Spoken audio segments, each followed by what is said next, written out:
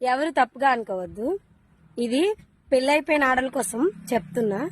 ఏంటంటే చాలా మంది ఆడవాళ్ళు ఏంటంటే తన భర్త తాగి వచ్చి ఇబ్బందులు పెట్టినా కూడా ఎన్ని కష్టాలను పడి అత్తింటికాడ ఉంటారు కానీ పుట్టింటికైతే పోరు.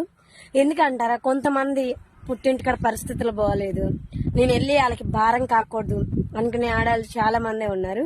ఇంకొందరు ఏంటంటే పుట్టింటి పరుగు పోతుంది, అత్తింటి పరుగు పోతుంది, రెండు ఒకటే కదా, కష్టమైన చావైన సుఖమైన ఎక్కడే అనుకుని ఉండే ఆడాళ్ళు 99% ఉన్నారు. 100% చెప్తున్నా, ఇది మాత్రం ట్రూ, నిజం. 99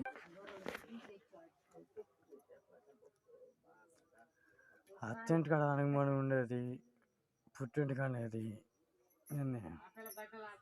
చాలా తేడా ఉంది ఆ రెంట్కి.